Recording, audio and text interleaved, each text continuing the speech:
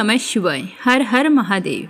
आज माघ मास के शुक्ल पक्ष की षष्ठी तिथि और सोमवार है। शुक्ल षष्ठी भगवान शिव शंकर के बड़े बेटे स्वामी कार्तिकेय को समर्पित है और सोमवार का दिन स्वयं भगवान भोले शंकर को समर्पित है। सोमवार का व्रत रखकर भगवान भोले शंकर और माता पार्वती जी की पूजा करने से व्यक्ति के सारे मनोरथ पूर्ण हो जाते हैं। सभी श्रोताओं की मंगल कामना के साथ शुरू करते हैं आज की कथा। इससे पहले आप सभी का बहुत बहुत धन्यवाद जो आप इस चैनल पर प्रस्तुत कथाओं को इतने प्रेम भाव और श्रद्धा पूर्वक सुनते हैं। भगवान श्री हरि आपकी सारी मनोकामनाएं पूर्ण करे। बोलो गणेश जी महाराज की जय हो। एक समय की बात है कि गणेश जी भगवान एक बहुत ही सुंदर गांव से गुजर रहे थे। इस गांव के खेत हरे भरे थे। सुबह का समय था। ठंडी हवा का आनंद लेते हुए गणेश जी मुश्क पर सवार होकर चले जा रहे थे। इतने में वो एक खेत से गुजरे जिसमें जौ की फसल खड़ी थी। तो गणेश जी ने एक जौ की बाली तोड़ ली। फिर उसे तोड़कर देखा तो उसके अंदर 13 दाने अनाज के थे। तो यह देखकर गणेश जी को बड़ा ही अफसोस हुआ। वो सोचने लगे कि मैंने बिना पूछे किसी के खेत से 13 दाने अनाज के तोड़ लिए हैं, तो यह तो चोरी हो गई। चोरी करना पाप है, पर मैंने जानबूझकर चोरी नहीं की है। तो गणेश जी उस खेत के मालिक का पता लगाने लगे। तो किसी ने गणेश जी को बताया कि यह खेत हमारे गांव के सेठ जी का है। तो गणेश जी पता लगाकर सेठ जी के दुकान पर पहुंच गए और कहा कि सेठ जी मुझे काम पर रख लो, मुझे नौकरी की ज़रूरत है। तो सेठ जी को काम वाले की ज़रूरत थी। तो सेठ जी ने उसे काम पर रख लिया। तो गणेश जी कहने लगे कि मैं आपके यहाँ 12 साल नौकरी करूँगा। तो सेठ जी ने कहा कि कोई बात नहीं, जब तक तुम्हारी इच्छा हो तुम नौकरी कर सकते हो। तुम यह बताओ तुम्हारा नाम क्या है। तो गणेश जी भगवान कहने लगे कि मेरा नाम तो गणेश है। फिर गणेश जी तो सेठ जी के यहाँ नौकरी पर लग गए। घर का सारा काम करते और समय मिलते ही खेत में काम करने के लिए चले जाते। तो सेठ जी यह देखकर बहुत ही खुश होते कि यह लड़का कितना सच्चा और ईमानदार है। काश मेरे इस तरह का एक बेटा होता। क्योंकि सेठ जी के संतान नहीं थी, इसीलिए सेठ और सेठानी बड़े ही दुखी रहा करते थे। पर सेठ जी तो गणेश जी को अपने पुत्र के समान ही प्यार करते थे। एक दिन की बात है कि सेठानी लघु शंका के लिए गई और आकर राख से हाथ धोने लगी। तो यह देखकर गणेश जी ने सेठानी का हाथ पकड़ लिया और मिट्टी से हाथ धुलवा दिया। तो यह देखकर सेठानी को बहुत ही गुस्सा आया।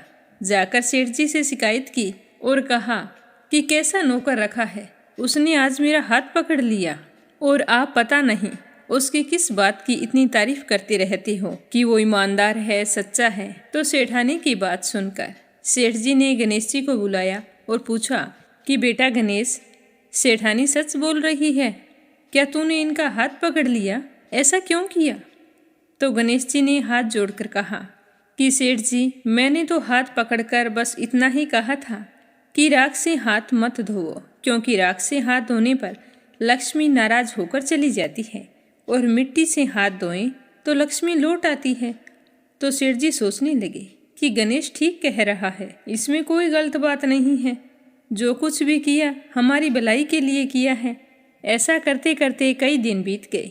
थोड़े दिनों बाद कुंभ का मेला आया। तो सेठानी सेठ जी से कहने लगी कि सेठ जी मुझे तो कुंभ के मेले में स्नान करने जाना है। तो सेठ जी कहने लगे कि मुझे तो समय नहीं है, दुकान संभालनी होती है, फिर खेत जाना होता है। यह सोचते हुए उन्होंने गणेश को आवाज़ दी और कहा कि बेटा गणेश, तुम ऐसा करो, सेठानी जी को कुंभ के मेले में स्नान करवा के लाओ। तो सेठ जी की आज्ञा पाकर गणेश सेठानी को लेकर कुंभ के मेले में चला गया। तो सेठानी तो वहां जाकर पानी को हाथ लगाकर देख रही थी कि पानी ठंडा है और आगे जाऊंगी तो पानी गहरा है, कहीं मैं डूब ना जाऊं। यह सोचकर वो किनारे पर बैठकर स्नान कर रही थी। तो गणेश जी ने उनका हाथ पकड़ा और आगे ले जाकर डुबकी लगवाकर घर ले आए। घर आते ही सेठानी ने सेठ जी से कहा कि आपने कैसा नौकर रखा है, इसने तो मेरी लोगों के बीच में ही इज्जत नहीं रखी। इतनी सारी भीड़ थी वहां पर, उन सभी के बीच में मुझे घसीट कर पानी में आगे ले गया। तो यह सुनकर सेठ जी सोचने लगे कि गणेश ऐसा क्यों कर रहा है। उन्होंने आवाज़ लगाई कि बेटा गणेश इधर आओ। क्या सेठानी सच कह रही है? तो गणेश ने कहा कि हाँ, सेठानी जी सच कह रहे हैं। इन्हीं से पूछो कि मैंने ऐसा क्यों किया। ये तो किनारे पर बैठकर गंदे पानी से स्नान कर रही थी। जब हम इतनी दूर से कुंभ के मेले में स्नान करने के लिए गए हैं तो कम से कम अच्छे पानी में जाकर डुबकी तो लगाओ। तो यह सुनकर सेठ जी फिर सोचने लगा कि गणेश जी सच कह रहा है। फिर सेठानी को समझा दिया, गणेश जी को कुछ नहीं कहा। ऐसा करते करते घर पर पूजा पाठ रखी। हवन हो रहा था तो सेठ जी ने गणेश जी से कहा कि जाओ सेठानी जी को बुला कर लाओ कि हवन शुरू होने वाला है। तो गणेश जी सेठानी को बुलाने के लिए गए तो सेठानी तैयार हो रही थी। चुनरी ओढ़कर जैसे ही गणेश जी के साथ चलने लगी तो गणेश जी ने चुनरी पकड़कर फाड़ दी और कहा कि लाल चुनरी ओढ़ कर आओ। तो सेठानी जी नाराज होकर सो गई। सेठ जी बार बार देखते रहे कि सेठानी आई नहीं। आखिर क्या बात है? काफी देर इंतजार करने के बाद स्वयं हवन से खड़े हुए और अंदर आकर देखा तो सेठानी तो पलंग पर सोई पड़ी थी। तो सेठ जी ने कहा कि क्या बात है? मैंने गणेश को तुम्हें बुलाने के लिए भेजा था, कहाँ है वो? आया नहीं तुम्हारे पास? तो सेठानी रोते हुए कहने लगी कि सेठ जी, आज तो हद हो गई। आपके गणेश ने मेरी चुनरी फाड़ दी है। अब भी तुम यही कहोगे कि गणेश ने यह भी सही किया है? तो यह सुनते ही सेठ जी को बहुत ही गुस्सा आया और गुस्से में गणेश जी को आवाज़ लगाई। तो सेठ जी की आवाज़ सुनकर गणेश जी दौड़े दौड़े आए और कहने लगे कि सेठ जी क्या बात है? तो सेठ जी गणेश जी को डांटने लगे और कहा कि गणेश, तूने आज तो हद ही कर दी, अपनी सेठानी की चुनरी फाड़ दी। तुमने ऐसी हरकत क्यों की, मुझे बताओ। तो गणेश जी कहने लगे कि सेठ जी, सेठानी जी काली चुनरी ओढ़कर हवन में बैठने वाली थी तो काले वस्त्र कभी भी पूजा पाठ में नहीं पहने जाती, इसीलिए मैंने लाल चुनरी ओढ़ने के लिए कहा था। काला वस्त्र पहनने से कोई भी शुभ काम सफल नहीं होता। तो सेठ जी फिर सोचने लगे कि गणेश जी है तो समझदार। फिर सेठानी को समझा बुझाकर हवन के लिए ले गए। ऐसा करते करते कई महीनों बीत गए। गणेश जी की नौकरी के 12 वर्ष पूरे हो गए।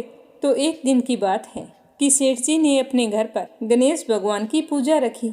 तो पूजा करने के लिए पंडित आया तो वह पूजा पाठ की सारी सामग्री तैयार करके कहने लगा कि सेठ जी, मैं तो मूर्ति घर पर ही भूल आया हूँ, अब क्या करें?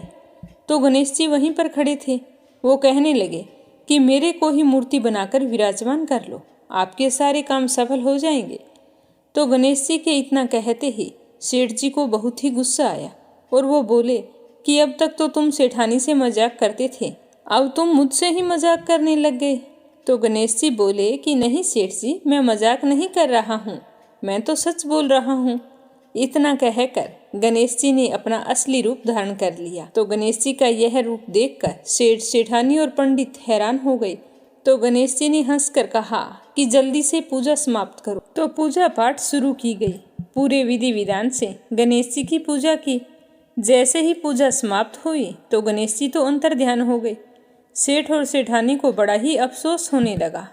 उन्होंने कहा कि हमारे पास आज तक गणेश जी रहते रहे और हम उनसे काम करवाते रहे, हमें तो पता ही नहीं था कि ये गणेश जी भगवान हैं। अब ये पाप कैसे उतरेगा?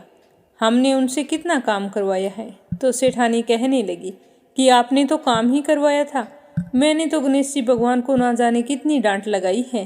तो गणेश जी भगवान मुझसे तो जरूर नाराज हो गए होंगे, अब हमें क्या करना चाहिए? तो इस तरह अफसोस करते करते सेठ और सेठानी सो गए। तो गणेश जी ने सेठ जी के सपने में आकर कहा कि आप इस तरह दुखी होकर क्यों सोए हो? मैंने तुम्हारे यहाँ कोई काम नहीं किया, क्योंकि 12 साल पहले मैंने आपके खेत से जौ की बाली तोड़ी थी, उसी का कर्ज चुकाने के लिए तुम्हारे घर पर काम कर रहा था। तुम्हें अफसोस करने की कोई ज़रूरत नहीं है। मैं तो अपने चोरी का दोष उतारने के लिए आपके यहाँ आया था। आपके साथ रहकर मुझे बहुत ही अच्छा लगा। आज से तुम्हारे घर में कोई भी चीज़ की कमी नहीं रहेगी। यह बोलकर गणेश जी भगवान अंतर्ध्यान हो गए। सुबह होते ही सेठ जी ने देखा कि उनके घर करोड़ों की माया हो गई, अनाज के भंडार भर गए। तो यह देखकर सेठ जी बहुत ही खुश हुए। कुछ दिनों बाद सेठानी गर्भवती हो गई और 10वें महीने बहुत ही सुंदर पुत्र को जन्म दिया। इस तरह गणेश जी की कृपा से सेठ जी धनवान और पुत्रवान हो गए। हे गणेश जी महाराज, जैसे आपने सेठ जी को दिया वैसा सबको देना। कहानी कहने वाले को, सुनने वाले को और हुंकारा भरने वाले को, सारे परिवार को देना। बोलो गणेश जी महाराज की जय हो। अब अपने सुनते हैं माघ मास महात्म्य का आगे का अध्याय। बोलो विष्णु भगवान की जय हो। पिशाच कहने लगा कि हे मुनि, केरल देश का ब्राह्मण किस प्रकार मुक्त हुआ, यह कथा कृपया करके मुझे विस्तार पूर्वक कहिए। तो पिशाच की बात सुनकर देवद्युति कहने लगा कि केरल देश में एक वासु नाम का वेद पारंगत ब्राह्मण रहता था। उसके बंधुओं ने उसकी भूमि छीन ली थी, जिससे वह निर्धन और दुखी होकर अपनी जन्मभूमि त्याग कर देश विदेश में घूमा करता था। उसने अपने भाई बंधुओं को कुछ भी नहीं कहा और अपना जीवन इसी तरह कष्टपूर्ण व्यतीत करता रहा। इसी तरह एक दिन किसी व्याधि से ग्रस्त होकर वह मृत्यु को प्राप्त हो गया। उसका कोई बंधु बांधव नहीं होने के कारण उसकी कोई भी वैदिक क्रिया नहीं हुई और ना ही उसका दाह संस्कार किया गया। इस प्रकार क्रिया के लोप होने से निर्जन वन में वह प्रेत बनकर चिरकाल तक फिरता रहा। ठंड, ताप, भूख प्यास के दुख से हाहाकार करता हुआ वह नंगे शरीर रोता फिरता था, परंतु उसको कहीं भी सद्गति दिखाई नहीं दी। सर्वथा दान ना देने से वह अपने कर्म फल को भोगता था। जो लोग अग्नि में आहुति नहीं देते, भगवान का पूजन नहीं करते, वे आत्म विद्या का अभ्यास नहीं करते, अच्छे तीर्थों से विमुख रहते हैं। जो लोग दुखी लोगों को सोना, वस्त्र, तांबूल, रतन, फल तथा जल नहीं देते तथा छल कपट से जीविका प्राप्त करने वाले, दूसरों तथा स्त्रियों का धन हरने वाले, पाखंडी, कुटिल, चोर, बच्चे, वृद्ध तथा आतुर और स्त्रियों पर निर्दयता रखने वाले, आग लगाने वाले, विष देने वाले, झूठी गवाही देने वाले, कुमार्ग पर चलने वाले, माता पिता, भाई बहन, संतान तथा अपनी स्त्री का त्याग करने वाले, जो सब तीर्थों में दान लेते हैं, पालन करने वाले, स्वामी को त्यागने वाले, गोर तथा भूमि के चोर, वेदों की निंदा करने वाले, वृथा द्रोह करने वाले, प्राणियों की हिंसा करने वाले, देवता गुरु की निंदा करने वाले, यह सभी बारंबार प्रेत, पिशाच, राक्षस तथा बुरी योनियों में जन्म लेते हैं। अतः बुरे कर्मों से बचकर धर्म के कार्य तथा यज्ञ, दान और तप आदि कार्य जरूर करने चाहिए, क्योंकि कर्म फल अवश्य मिलता है। इसी प्रकार प्रेत की गति देखकर पाप कर्म कदापि नहीं करने चाहिए। ब्राह्मण कहने लगा कि इस प्रकार उस केरल ब्राह्मण ने उस पर्वत पर अधिक समय व्यतीत करके एक मार्ग में एक पथिक को देखा, जो 2 गगरियों में त्रिवेणी का जल लिए हुए था, आनंद पूर्वक भगवान के चरित्र का गान कर रहा था। तो प्रेत ने उसका रास्ता रोक कर कहा कि तुम डरो मत, इस गगरी का जल मुझे पिलाओ, नहीं तो मैं तुम्हारे प्राण ले लूँगा। देवद्युति कहने लगा कि दुखी, दुर्बल, नंगे मुरझाए हुए तुम कौन हो? पैरों से पृथ्वी को स्पर्श न करके चलते हो। लोमेश जी बोले कि प्रेत यह वचन सुनकर कहने लगा कि मेरे ऐसा होने का कारण सुनो। मैंने कभी भी ब्राह्मणों को दान नहीं दिया, अत्यंत लोभी, क्रियाहीन, दूसरे के अन्न से पलने वाला था। मैंने कभी किसी को भिक्षा नहीं दी, ना किसी दूसरे के दुख से दुखी हुआ। प्यासे प्राणियों को मैंने कभी भी जल नहीं पिलाया। मैंने कभी छाता, जूता दान नहीं किया और ना ही किसी को जल का पात्र, पान या औषधि किसी को दी। ना मैंने अपने घर में कभी किसी अतिथि को ठहराकर उसका सत्कार किया। अंधे, वृद्ध, अनाथ और दीनों को मैंने कभी भी अन्न से संतुष्ट नहीं किया और ना ही किसी रोगी को मुक्त किया। ना कभी ब्राह्मणों को दान दिया, ना कभी अग्नि में हवन किया। वैशाख आदि मास में ना किसी को ठंडा जल पिलाया, ना ही मैंने बड़ या पीपल का कोई पेड़ लगाया, ना किसी प्राणी को बंधन से छुड़ाया। कभी कोई व्रत करके शरीर को भी नहीं सुखाया। इस कारण मेरा पूर्व जन्म सब बुरे कार्यों में ही व्यतीत हुआ। मेरे पूर्व जन्म के कर्मों से ही मेरी यह गति हुई है। इस वन में व्याघ्र भेड़िए से बचा हुआ मांस तथा जंतुओं के खाने से गिरे हुए फल, वृक्षों पर लगे हुए सुंदर फल तथा झरनों का सुंदर जल सब ही मिलते हैं, परंतु देव इच्छा से मैं कुछ नहीं खा सकता। सर्प की तरह केवल पवन भक्षण करके ही अपना जीवन व्यतीत कर रहा हूँ। बल, बुद्धि, मंत्र, पुरुषार्थ से लाभ, हानि, सुख दुख, विवाह, मृत्यु, जीवन, भोग, रोग तथा वियोग में केवल भाग्य ही कारण होता है। कुरूप, मूर्ख, कुकर्मी, निंदित तथा पराक्रम से हीन मनुष्य भी भाग्य से ही राज्य भोगते हैं। काणे, लूले, लंगड़े, नीतिहीन, निर्गुण, नपुंसक भाग्य से ही राज्य प्राप्त करते हैं। पर्वत पर भी बलवान राक्षस पिशाच रहते हैं, जिनमें से कभी कभी कोई कोई कहीं कहीं वन में फिरते हुए अपने कर्म के अनुसार अन्न जल प्राप्त करते हैं, परंतु आपको उनका भय नहीं होना चाहिए, क्योंकि जो धर्मात्मा पुरुष होते हैं उनकी रक्षा उनकी पवित्रता ही करती है। ग्रह, नक्षत्र, देवता सर्वथा धर्म आत्माओं की रक्षा करते हैं। यह पिशाच आप जैसे भक्त की तरफ आंख उठाकर भी नहीं देख सकते। जो नारायण भगवान की भक्ति से पवित्र रहता है उसको प्रेत, पिशाच, पूतना कोई बाधा नहीं दे सकती। भूत, बेताल, पिशाच, गंधर्व, काकिन, शाकिनी, ग्रह, रेवती, यज्ञ मातर ग्रह, भयंकर ग्रह, कृत्या, सर्प, कुष्मांड तथा दूसरे दुष्ट जंतु पवित्र वैष्णव की तरफ देख भी नहीं पाते। जिसकी जीवा पर गोविंद का नाम, हृदय में वेद तथा श्रुति विद्यमान है, जो पवित्र और दानी हैं, उनको कभी भय नहीं होता। हे ब्राह्मण, इस प्रकार कर्मों का फल भोगता हुआ मैं यहाँ पर रहता हूँ। मैं ऐसा सोचकर शोक नहीं करता हूँ, क्योंकि एक बार मैं जवालिनी नदी के किनारे पर गया था। वहाँ पर घूमते हुए मैंने सार्स के वचनों को सुना था।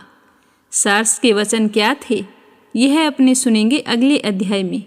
आज का अध्याय समाप्त हुआ। बोलो विष्णु भगवान की जय हो। तो अब अपने सुनते हैं श्री भागवत महापुराण का 11वां स्कंद और पहला अध्याय। श्री हरि विष्णु की कृपा पाने के लिए श्रद्धा भाव से सुनते रहिए। बोलो विष्णु भगवान के अनंत स्वरूपों की जय हो। भागवत कथा की जय हो। राधा कृष्ण की जय हो। व्यास नंदन भगवान श्री सुखदेव जी कहते हैं कि हे परीक्षित, भगवान श्री कृष्ण ने बलराम जी तथा अन्य यदुवंशियों के साथ मिलकर बहुत से दैत्यों का संहार किया तथा कौरवों और पांडवों में भी शीघ्र ही मार काट मचाने वाला अत्यंत प्रबल कलह उत्पन्न करके पृथ्वी का भार उतार दिया। कौरवों ने कपटपूर्ण जुए से, तरह तरह के अपमानों से तथा द्रौपदी के केस खींचने आदि अत्याचारों से पांडवों को अत्यंत क्रोधित कर दिया था। उन्हीं पांडवों को निमित्त बनाकर भगवान श्री कृष्ण ने दोनों पक्षों में एकत्रित हुए राजाओं को मरवा डाला और इस प्रकार पृथ्वी का भार हल्का कर दिया। अपने बाहुबल से सुरक्षित यदुवंशियों के द्वारा पृथ्वी के भार राजा और उनकी सेना का विनाश करके परमाणु के द्वारा ज्ञान के विषय न होने वाले भगवान श्री कृष्ण ने विचार किया कि लोक दृष्टि से पृथ्वी का भार दूर हो जाने पर भी वस्तुतः मेरी दृष्टि से अभी तक दूर नहीं हुआ, क्योंकि जिस पर कोई विजय नहीं प्राप्त कर सकता वह यदुवंश अभी पृथ्वी पर विद्यमान है। यह यदुवंश मेरे आश्रित हैं और हाथी, घोड़े, जनबल, धनबल आदि विशाल वैभव के कारण उच्छल हो रहा है। अन्य किसी देवता आदि से भी इसकी किसी प्रकार पराजय नहीं हो सकती। बांस के वन में परस्पर संघर्ष से उत्पन्न अग्नि के समान इस यदुवंशी में भी परस्पर कलह खड़ा करके मैं शांति प्राप्त कर सकूंगा और इसके बाद अपने धाम में जाऊंगा। राजन, भगवान सर्वशक्तिमान और सत्य संकल्प हैं। उन्होंने इस प्रकार अपने मन में निश्चय करके ब्राह्मणों के श्राप के बहाने अपने ही वंश का संहार कर डाला, सबको समेटकर अपने धाम में ले गई। हे राजन, भगवान की वह मूर्ति त्रिलोकी के सौंदर्य का तिरस्कार करने वाली थी। उन्होंने अपनी सौंदर्य माधुरी से सबके नेत्र अपनी ओर आकर्षित कर लिए थे उनकी वाणी और उनके उपदेश परम मधुर और दिव्यातीत दिव्य थे। उनके द्वारा उन्हें स्मरण करने वालों के चित्त उन्होंने छीन लिए थे। उनके चरण कमल त्रिलोक सुंदर थे। जिसने उनके एक चरण चिन्ह का भी दर्शन कर लिया, उसकी बहिर्मूर्खता दूर भाग गई और वह कर्म प्रपंच से ऊपर उठकर उन्हीं की सेवा में लग गया। उन्होंने अनायास ही पृथ्वी में अपनी कीर्ति का विस्तार कर दिया, जिसका बड़े बड़े सुकवियों ने बड़ी ही सुंदर भाषा में वर्णन किया है। वह इसीलिए कि मेरे चले जाने के बाद लोग मेरी इस कीर्ति का गान श्रवण और स्मरण करके इस अज्ञान रूप अंधकार से सुगमता से पार हो जाएंगे। इसके बाद परम ऐश्वर्यशाली भगवान श्री कृष्ण ने अपने धाम को प्रस्थान किया। राजा परीक्षित ने पूछा कि भगवान, यदुवंशी तो बड़े ब्राह्मण भगत थे, उनमें बड़ी उदारता भी थी और वे अपने कुल वर्णों की नित्य निरंतर सेवा करने वाले थे। सबसे बड़ी बात तो यह थी कि उनका चित्त भगवान श्री कृष्ण में लगा रहता था। फिर उनमें ब्राह्मणों का अपराध कैसे बन गया और क्यों ब्राह्मणों ने उसे श्राप दे दिया? भगवान के परम प्रेमी विप्रवर उस श्राप का कारण क्या था तथा क्या स्वरूप था? समस्त यदुवंशियों की आत्मा, स्वामी और प्रियतम एकमात्र भगवान श्री कृष्ण ही थे, तो फिर उनमें फूट कैसे हुई? दूसरी दृष्टि से देखें तो वे सब ऋषि अद्वैत दर्शी थे, फिर उनको ऐसी भेद दृष्टि कैसे हुई? यह सब आप कृपया करके मुझे बतलाइए। तो राजा परीक्षित की बात सुनकर श्री सुखदेव जी कहने लगे कि भगवान श्री कृष्ण ने वह शरीर धारण करके, जिसमें संपूर्ण सुंदर पदार्थों का सन्निवेश था, नेत्रों में मगनयन, कंधों में सिंह स्कंद, करों में करिकर, चरणों में कमल आदि का विन्यास था, पृथ्वी में मंगलमय कल्याणकारी कर्मों का आचरण किया। वे पूर्ण काम प्रभु द्वारिका धाम में रहकर क्रीड़ा करते रहे और उन्होंने अपनी उदार कीर्ति की स्थापना की। जो कीर्ति स्वयं अपने आश्रय तक का दान कर सके वह उदार है। अंत में श्री हरि ने अपने कुल के संहार उपसंहार की इच्छा की, क्योंकि अब पृथ्वी का भार उतरने में इतना ही कार्य शेष रह गया था। भगवान श्री कृष्ण ने ऐसे परम मंगलमय और पुण्य प्रापक कर्म किए थे, जिनका गान करने वाले लोगों के सारे कलिमल नष्ट हो जाते हैं। अब भगवान श्री कृष्ण महाराज उग्रसेन की राजधानी द्वारिकापुरी में वासुदेव जी के घर यादवों का संहार करने के लिए काल रूप से ही निवास कर रहे थे। उस समय उनके विदा कर देने पर विश्वामित्र, अशित, कणव, दुर्वासा, भृगु, अंगिरा, कश्यप, वामदेव, अत्रि, वशिष्ठ और नारद आदि बड़े बड़े ऋषि द्वारिका के पास ही पिंडारक क्षेत्र में जाकर निवास करने लगे। तो एक दिन यदुवंशी के कुछ उदंड कुमार खेलते खेलते उनके पास जा पहुँचे। उन्होंने बनावटी नम्रता से उनके चरणों में प्रणाम करके प्रसन्न किया, क्योंकि वे अपने साथ जाम्बवती नंदन शाम को स्त्री के वेश में सजाकर वहाँ पर ले गए थे और कहने लगे कि ब्राह्मणों, यह कजरारी आंखों वाली सुंदरी गर्भवती है। यह आपसे एक बात पूछना चाहती है, परंतु स्वयं पूछने में शर्माती है। आप लोगों का ज्ञान अमोघ अबाध है, आप सर्वज्ञ हैं। इसे पुत्र की बड़ी लालसा है। अब प्रसव का समय निकट आ गया है। आप लोग बताइए कि यह कन्या जनेगी या पुत्र? हे राजन, जब उन कुमारों ने इस प्रकार उन ऋषि मुनियों को धोखा देना चाहा, तब वे भगवत प्रेरणा से क्रोधित हो उठे। उन्होंने कहा कि मूर्खों, यह एक ऐसा मुसल पैदा करेगी जो तुम्हारे कुल का नाश करने वाला होगा। तो मुनियों की बात सुनकर वे बालक बहुत ही डर गए और उन्होंने तुरंत ही सांब का पेट खोलकर देखा तो सचमुच उसमें से एक लोहे का मुसल निकला। तो यह देखकर वो बालक बहुत ही पछताने लगे और कहने लगे कि हम बड़े अभागे हैं। देखो, हम लोगों ने यह क्या अनर्थ कर डाला। अब लोग हमें क्या कहेंगे। इस प्रकार वे बहुत ही घबरा गए तथा मुसल लेकर अपने निवास स्थान में चले गए। उस समय उनके चेहरे फीके पड़ गए थे, मुख कुंभला गए थे। उन्होंने भरी सभा में सब यादवों के सामने ले जाकर वह मुसल रख दिया। और राजा उग्रसेन से सारी घटना कह सुनाई। हे राजन, जब सब लोगों ने ब्राह्मणों के श्राप की बात सुनी और अपनी आंखों से उस मुसल को देखा, तब वे सब के सब द्वारिकावासी विस्मित और भयभीत हो गए, क्योंकि वे जानते थे कि ब्राह्मणों का श्राप कभी भी झूठा नहीं होता।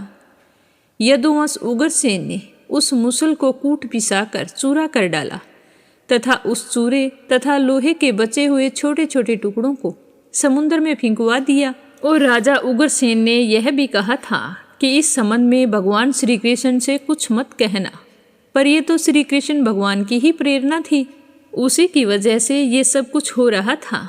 उन्होंने ही तो माया रची थी। तो फिर उस लोहे के टुकड़े को एक मछली निगल गई और चूरा तरंगों के साथ बहकर समुद्र के किनारे आ लगा। और थोड़े ही दिनों बाद उस चूरे का एक बिना गांठ वाला घास उग आया। तो मछली पकड़ने वाले मछुआरों ने समुद्र में दूसरी मछलियों के साथ उस मछली को भी पकड़ लिया, जिसके पेट में लोहे का टुकड़ा था। उसको जरा नामक व्याध ने अपने बाण की नोक में लगा लिया। भगवान तो सब कुछ जानते थे, वे श्राप को उल्ट भी सकते थे, फिर भी उन्होंने ऐसा करना उचित नहीं समझा। काल रूपीधारी प्रभु ने ब्राह्मणों के श्राप का अनुमोदन ही किया। इस तरह बताते हुए श्री सुखदेव जी कहने लगे कि हे कुरुनंदन, देव ऋषि नारद के मन में भगवान श्री कृष्ण की सनिधि में रहने की बड़ी लालसा थी। इसीलिए वे श्री कृष्ण के निज बाहुओं से सुरक्षित द्वारिका में, जहाँ दक्ष आदि के श्राप का कोई भय नहीं था, विदा कर देने पर भी पुनः पुनः आकर कई दिनों तक रहा करते थे। हे राजन, ऐसा कौन प्राणी है जिसे इंद्रियां तो प्राप्त है और वह भगवान के ब्रह्मा आदि बड़े बड़े देवताओं के भी उपास्य चरण कमलों की दिव्य गंध, मधुर मकरंद रस, अलौकिक रूप माधुरी, सुकुमार स्पर्श और मंगलमय ध्वनि का सेवन करना ना चाहे, क्योंकि यह बेचारा प्राणी सब ओर से मृत्यु से घिरा हुआ है। तो एक दिन की बात है, देव ऋषि नारद वासुदेव जी के यहाँ पधारे। वासुदेव जी ने उनका अभिवादन किया तथा आराम से बैठ जाने पर विधि पूर्वक उनकी पूजा की और इसके बाद पुनः प्रणाम करके उनसे यह बात कही। वासुदेव जी कहने लगे कि संसार में माता पिता का आगमन पुत्रों के लिए और भगवान की ओर अग्रसर होने वाले साधु संतों का पदार्पण प्रपंच में उलझे हुए दीन दुखियों के लिए बड़ा ही सुखकर और बड़ा ही मंगलमय होता है। परंतु भगवान, आप तो स्वयं भगवान में और भगवत स्वरूप हैं। आपका चलना फिरना तो समस्त प्राणियों के कल्याण के लिए ही होता है। देवताओं के चरित्र भी कभी प्राणियों के लिए सुख के हेतु तो कभी दुख के हेतु बन जाते हैं, परंतु जो आप जैसे भगवत प्रेमी पुरुष हैं, जिनका हृदय प्राण जीवन सब कुछ भगवान में हो गया है, उनकी तो प्रत्येक चेष्टा समस्त प्राणियों के कल्याण के लिए ही होती है। जो लोग देवताओं का जिस प्रकार भजन करते हैं, देवता भी परछाई के समान ठीक उसी रीति से भजन करने वालों को फल देते हैं, क्योंकि देवता कर्म के मंत्री हैं, अधीन हैं, परंतु सत्पुरुष दीन वत्सल होते हैं, अर्थात जो सांसारिक संपत्ति एवं साधन से भी हीन हैं, उन्हें अपनाते हैं। हे देव ऋषि, हम आपके शुभ आगमन और शुभ दर्शन से ही कृतकृत्य हो गए हैं, तथापि आपसे उन धर्मों के साधनों के संबंध में भी प्रश्न कर रहे हैं, जिनको मनुष्य श्रद्धा से सुन भर ले तो इस सब ओर से भयदायक संसार से मुक्त हो जाए।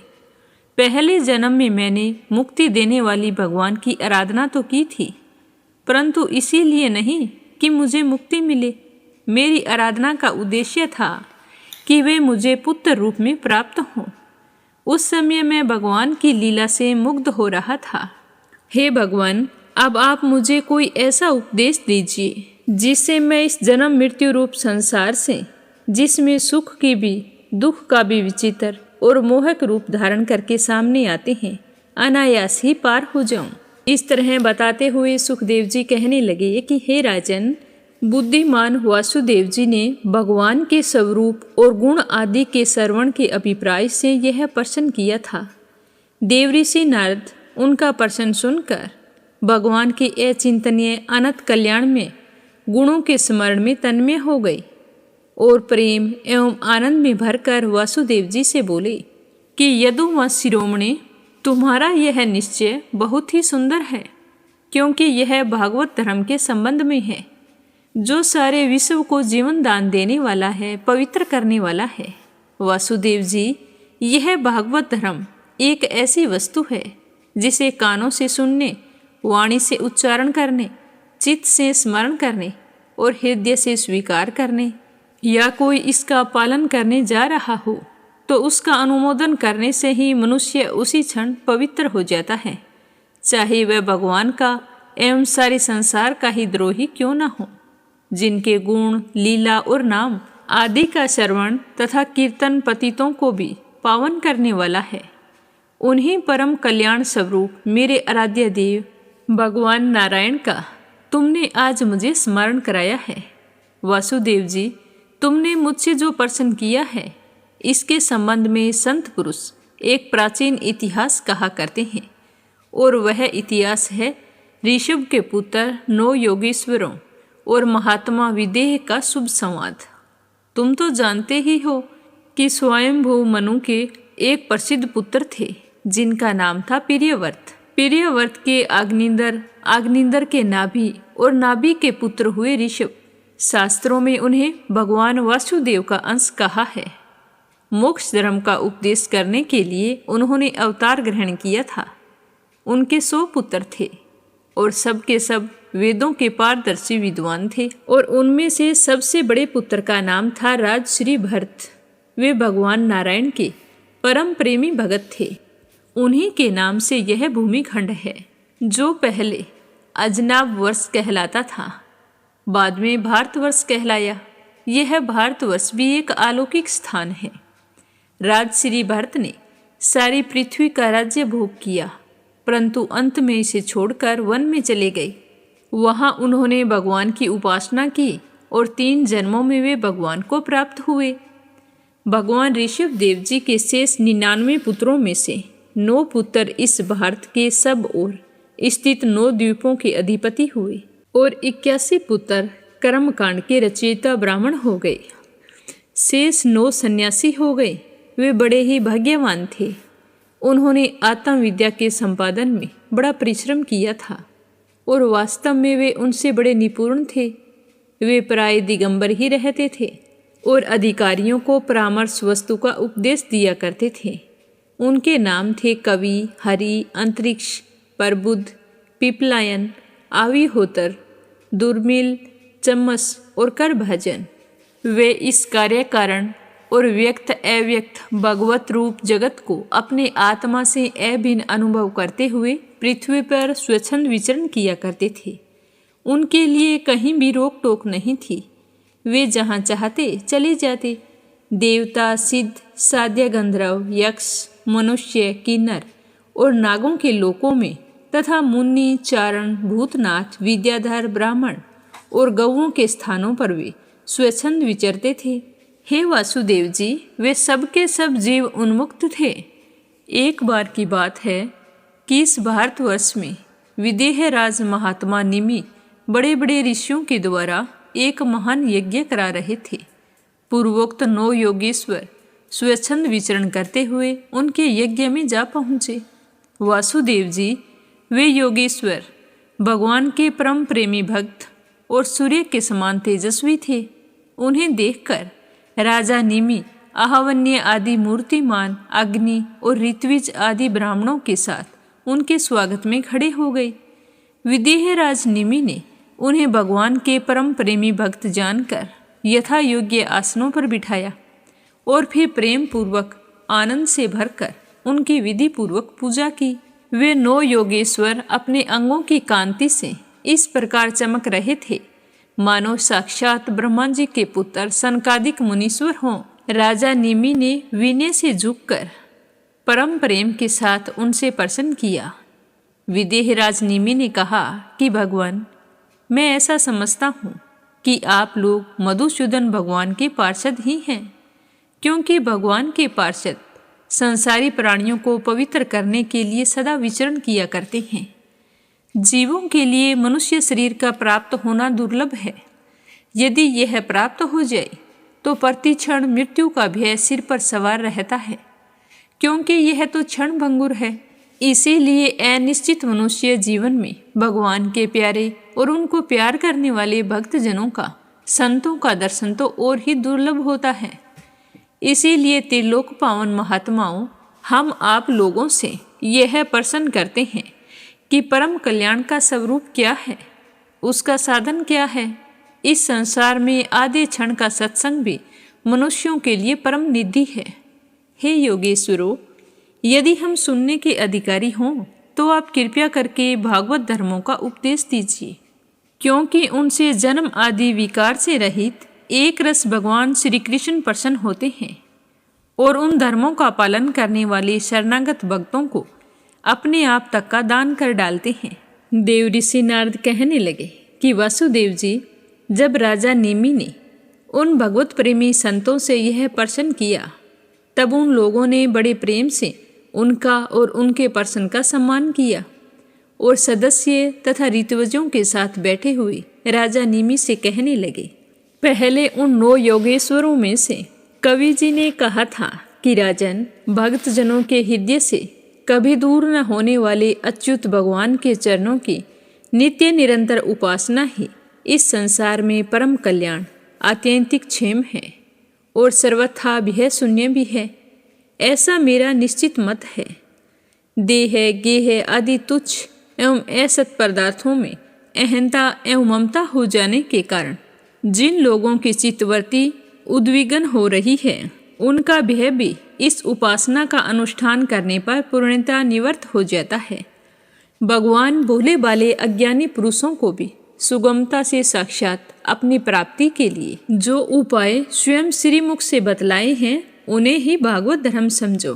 हे राजन, इन भागवत धर्मों का अवलंबन करके मनुष्य कभी भी विघ्नों से पीड़ित नहीं होता और नेत्र बंद करके दौड़ने पर भी, अर्थात विधि विधान में त्रुटि हो जाने पर भी न तो मार्ग से स्खलित ही होता है और न ही पतित फल से वंचित ही होता है। भागवत धर्म का पालन करने वालों के लिए यह नियम नहीं है। वह एक विशेष प्रकार का कर्म ही करे। वह शरीर से, वाणी से, मन से, इंद्रियों से, बुद्धि से, अहंकार से, अनेक जन्मों अथवा एक जन्म की आदतों से स्वभाववश जो करे, वह सब परम पुरुष भगवान नारायण के लिए ही है। इस भाव से उन्हें समर्पण कर दे। यही सरल से सरल सीधा भागवत धर्म है। ईश्वर से विमुख पुरुष को उनकी माया से अपने स्वरूप की विस्मृति हो जाती है और इस विस्मृति से ही मैं देवता हूँ, मैं मनुष्य हूँ, इस प्रकार का भ्रम विपर्य हो जाता है। इस देह आदि वस्तु में अभिनिवेश तन्मयता होने के कारण ही बुढ़ापा, मृत्यु, रोग आदि अनेकों भय होते हैं। इसीलिए अपने गुरु को ही आराध्य देव परम प्रियतम मानकर अनन्य भक्ति के द्वारा उस ईश्वर का भजन करना चाहिए। हे राजन, सच पूछो तो भगवान के अतिरिक्त, आत्मा के अतिरिक्त और कोई वस्तु है ही नहीं। परंतु न होने पर भी इसकी प्रतीति, इसका चिंतन करने वालों को उसके चिंतन के कारण, उधर मन लगने के कारण ही होती है। जैसे स्वप्न के समय स्वप्न दृष्टा की कल्पना से, अर्थात जागृत अवस्था में नाना प्रकार के मनोर्थों से एक विलक्षण ही सृष्टि दिखने लगती है। इसीलिए विचारवान पुरुष को चाहिए कि सांसारिक कर्मों के संबंध में संकल्प विकल्प करने वाले मन को रोक दे। बस ऐसा करते ही उसे अभ्य पद की, परमात्मा की प्राप्ति हो जाएगी। संसार में भगवान के जन्म की और लीला की बहुत सी मंगलमयी कथाएं प्रसिद्ध है। उनको सुनते रहना चाहिए। उन गुणों और लीलाओं का स्मरण दिलाने वाले भगवान के बहुत से नाम भी प्रसिद्ध हैं। लाज संकोच छोड़कर उनका गान करते रहना चाहिए। इस प्रकार किसी भी व्यक्ति, वस्तु और स्थान में आसक्ति ना करके विचरण करते रहना चाहिए। जो इस प्रकार विशुद्ध व्रत नियम ले लेता है, उसके हृदय में अपने परम प्रियतम प्रभु के नाम कीर्तन से अनुराग का, प्रेम का अंकुर उग आता है। उसका चित्त द्रवित हो जाता है। अब वह साधारण लोगों की स्थिति से भी ऊपर उठ जाता है, लोगों की मान्यताओं और धारणाओं से परे हो जाता है। दंभ से नहीं, स्वभाव से ही मतवाला सा होकर कभी खिलखिलाकर हंसने लगता है तो कभी फूट फूट कर रोने लगता है, कभी ऊंचे स्वर से भगवान को पुकारने लगता है तो कभी मधुर स्वर से उनके गुणों का गान करने लगता है। कभी कभी जब वह अपने प्रियतम को अपने नेत्रों के सामने अनुभव करता है तब उन्हें रिझाने के लिए नृत्य भी करने लगता है। हे राजन, यह आकाश, वायु, अग्नि, जल, पृथ्वी, ग्रह, नक्षत्र, प्राणी, दिशाएं, वृक्ष, वनस्पति, नदी, समुंदर सब के सब भगवान के शरीर हैं। सभी रूपों में स्वयं भगवान प्रकट हैं। ऐसा समझकर वह जो कोई भी उसके सामने आ जाता है, चाहे वह प्राणी हो या अप्राणी, उसे अनन्य भाव से, भगवत भाव से प्रणाम करता है। जैसे भोजन करने वाले को प्रत्येक ग्रास के साथ ही तुष्टि, पुष्टि और क्षुधा निवृत्तियों के तीनों एक साथ हो जाते हैं, वैसे ही मनुष्य भगवान की शरण लेकर उनका भजन करने लगता है। उसे भजन के प्रत्येक क्षण में भगवान के प्रति प्रेम, अपने प्रेमासक्त प्रभु के स्वरूप का अनुभव और उनके अतिरिक्त अन्य वस्तुओं में वैराग्य, इन तीनों की एक साथ ही प्राप्ति हो जाती है। हे राजन, इस प्रकार जो प्रतिक्षण एक एक वृत्ति के द्वारा भगवान के चरण कमलों का ही भजन करता है, उसे भगवान के प्रति प्रेमयी भक्ति, संसार के प्रति वैराग्य और अपने प्रियतम भगवान के स्वरूप की स्फूर्ति, ये सब अवश्य ही प्राप्त होते हैं। वह भागवत हो जाता है और जब ये सब कुछ प्राप्त हो जाते हैं तब वह स्वयं परम शांति का अनुभव करने लगता है। तो राजा निमि ने पूछा कि योगेश्वर, अब आप कृपया करके भगवत का लक्षण वर्णन कीजिए। उसके धर्म क्या हैं, कैसा स्वभाव है, वह मनुष्यों के साथ व्यवहार करते समय कैसा आचरण करता है, क्या बोलता है और किन लक्षणों के कारण भगवान का प्यारा होता है।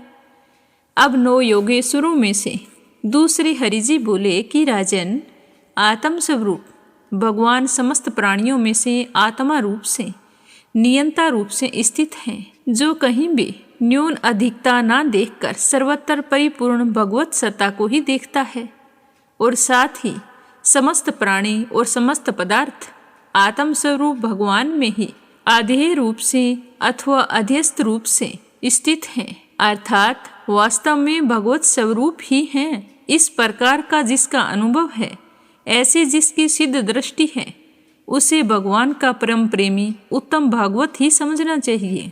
जो भगवान से प्रेम, उनके भक्तों से मित्रता, दुखी और अज्ञानियों पर कृपा तथा भगवान से द्वेष करने वालों की उपेक्षा करता है, वह मध्यम कोटि का भागवत है।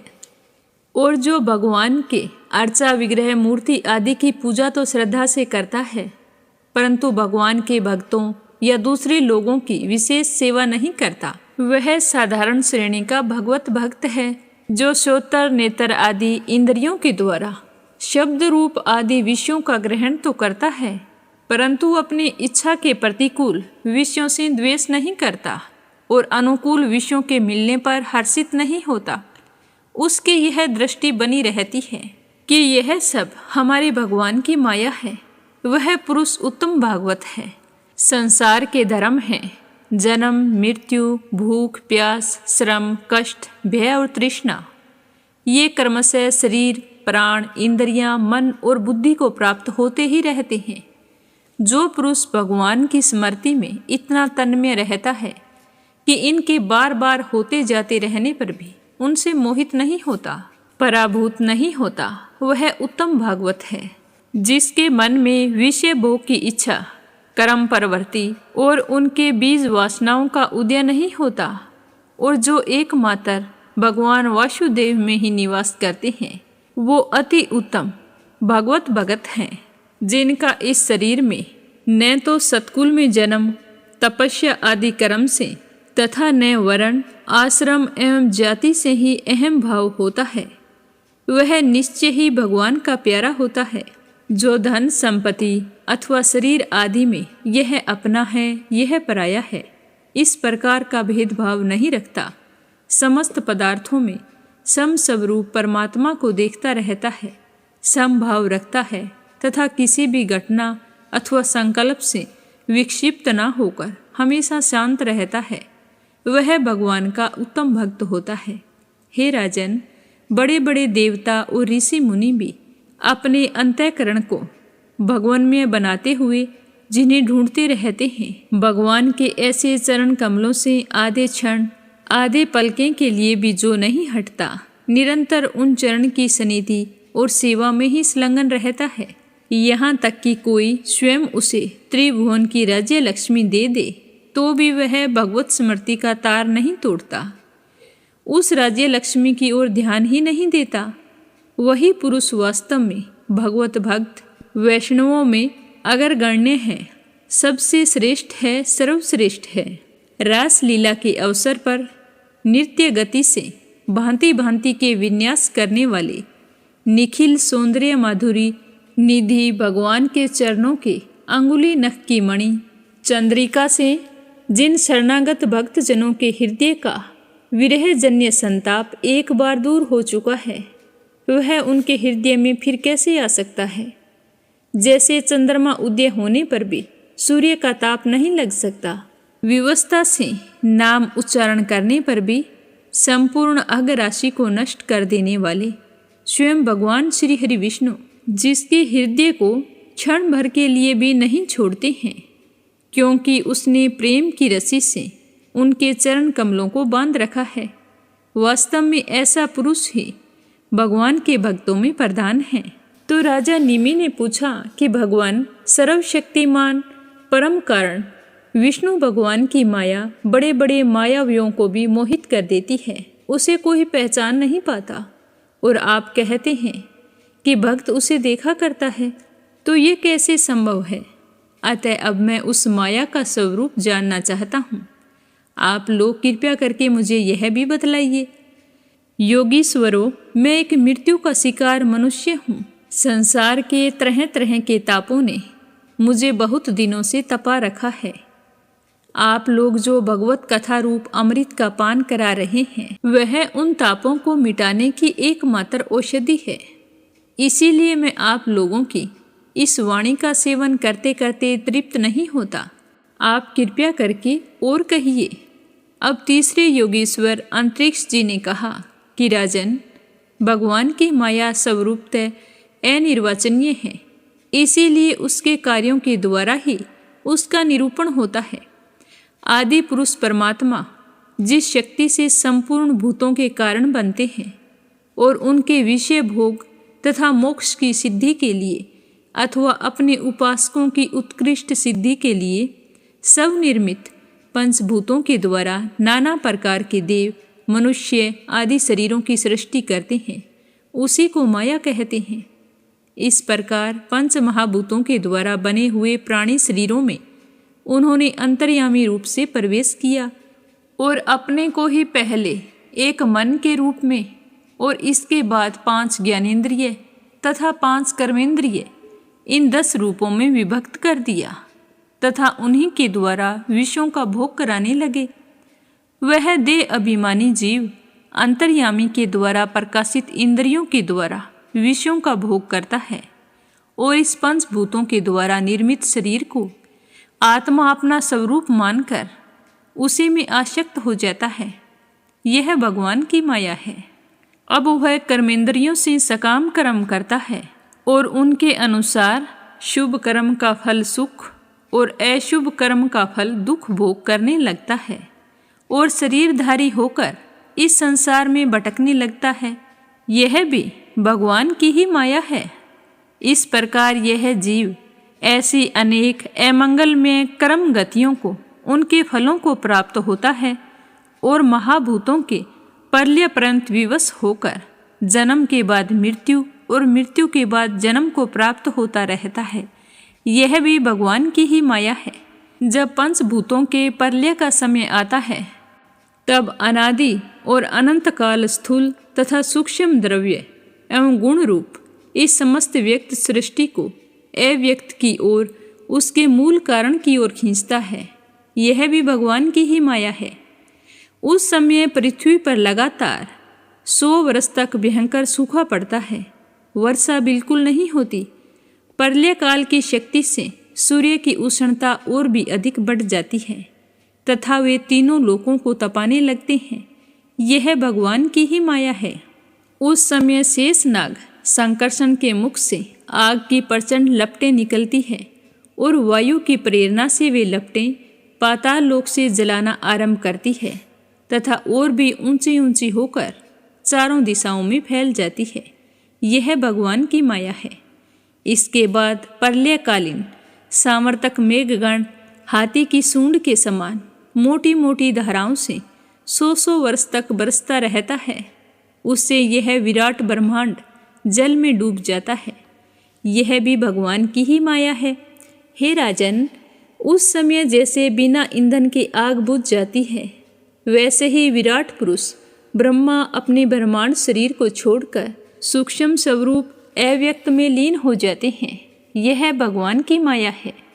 वायु पृथ्वी की गंध खींच लेती है, जिससे वह जल के रूप में हो जाती है, और जब वही वायु जल के रस को खींच लेती है, तब वह जल अपने कारण अग्नि बन जाता है। यह भी भगवान की ही माया है।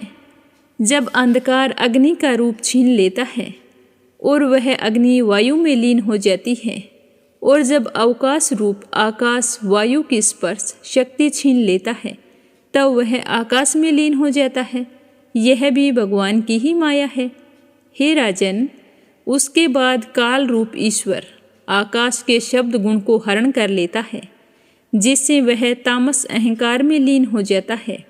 इंद्रियां और बुद्धि राजस अहंकार में लीन होती है। मन सात्विक अहंकार से उत्पन्न देवताओं के साथ सात्विक अहंकार में प्रवेश कर जाता है तथा अपने 3 प्रकार के कार्यों के साथ अहंकार महतत्व में लीन हो जाता है। महतत्व प्रकृति में और प्रकृति ब्रह्मा में लीन होती है।